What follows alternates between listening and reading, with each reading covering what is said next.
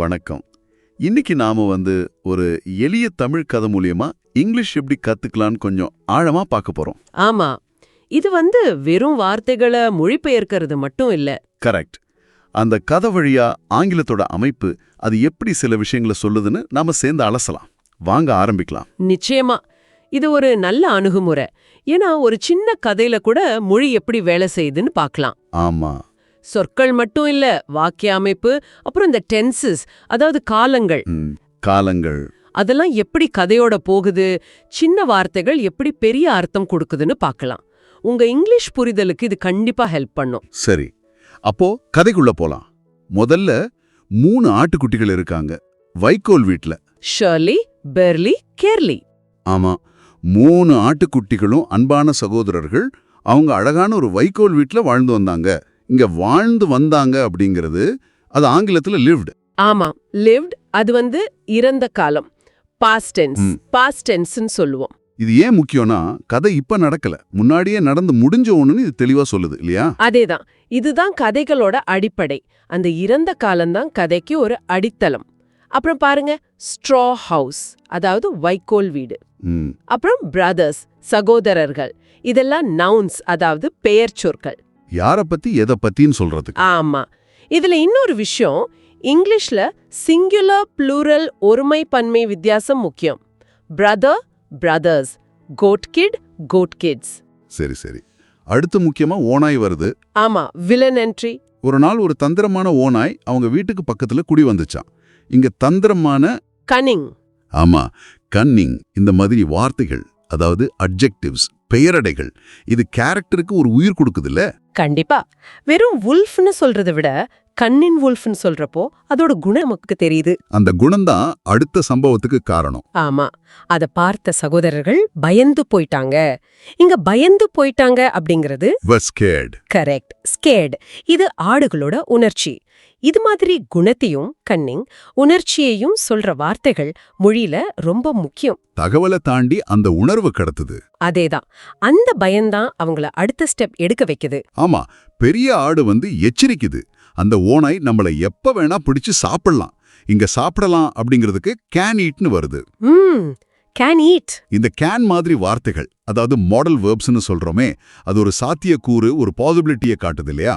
ஆமா, நிச்சயமா நடக்கும்னு சொல்லல, நடக்கலாம்னு சொல்லுது. இது வில் ஈட், சாப்பிடும் அப்படிங்கறத விட கொஞ்சம் வேற அர்த்தம், ஒரு அச்சுறுத்தல் மாதிரி. கரெக்ட். அந்த வீடு பாதுகாப்பானது இல்லைன்னு சொல்றாங்க. House is not safe. அதனால அவங்க என்ன முடிவு பண்றாங்க? Decided to build a strong house. பலமான வீடு கட்ட முடிவு பண்ணாங்க. இந்த டிசைட், பில்ட் மாதிரி வெர்ப்ஸ், வினைச்சொற்கள் அவங்களோட ஆக்ஷனை காட்டுது. ஆமா, செயல் திட்டத்துக்கு வர்றாங்க. சரி, புது வீடு கட்டியாச்சு. ஆனா ஓனாய் விடுமா, மறுபடியும் வருது.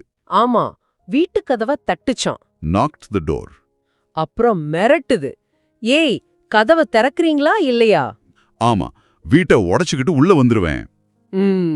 இது ஆங்கிலத்துல ஒரு கட்டளை மாதிரி. Open the door. இம்பேரட்டிவ் சென்டென்ஸ்னு சொல்லுவோம். அது மட்டும் இல்ல, கதவை உடைக்கவும் முயற்சி பண்ணுது. ட்ரை டு பிரேக், ஆனா முடியல. அதுதான் முக்கியம். could not break. இந்த could not என்ன சொல்லுது? இது cannot-ஓட past tense.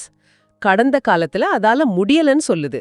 ஓநாயோட முயற்சி ஃபெயில் ஆயிடுச்சு. அதோட பலம் அங்க செல்லுபடி ஆகல. இந்த நாக், ஓபன், பிரேக் மாதிரி ஆக்ஷன் வெர்ப்ஸ் கதையை வேகமா நகர்த்திட்டு போகுது. ஆமா, செயல் வினைச்சொற்கள். சரி, கதவால முடியலன்னதும் ஓநாய் வேற பிளான் போடுது.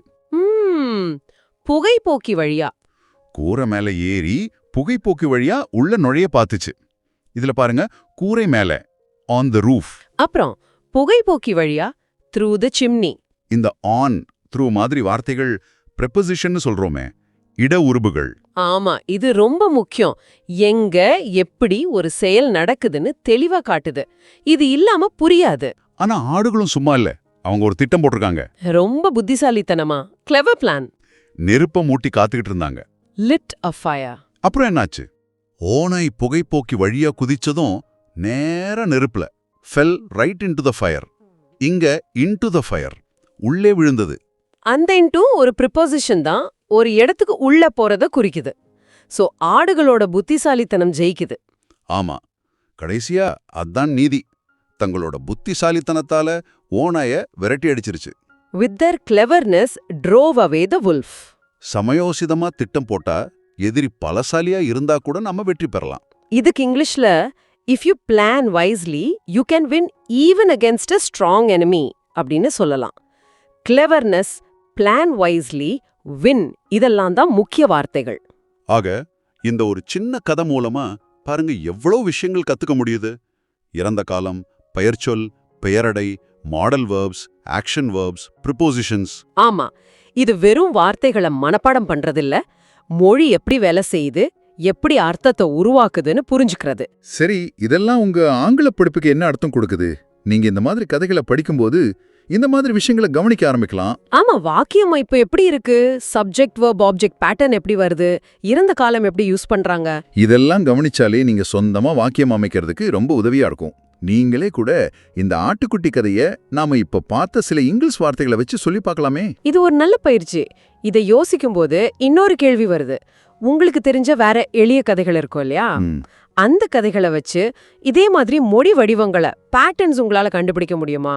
ஒரு காரணம் சொன்னா அதுக்கு விளைவை எப்படி சொல்றாங்க, இந்த மாதிரி சின்ன சின்ன விஷயங்களை கூட நீங்க நோட் பண்ண ஆரம்பிச்சா உங்க மொழி புரிதல் இன்னும் நல்லா ஆழமாகும். இந்த வீடியோ உங்களுக்கு பிடித்திருந்தால் லைக் மற்றும் சப்ஸ்கிரைப் செய்ய மறக்காதீர்கள். கற்றலுக்காக உங்கள் நேரத்தை ஒதுக்கியதற்கு நன்றி. Please like and subscribe if you like this video. கற்றலுக்காக உங்கள் நேரத்தை ஒதுக்கியதற்கு நன்றி.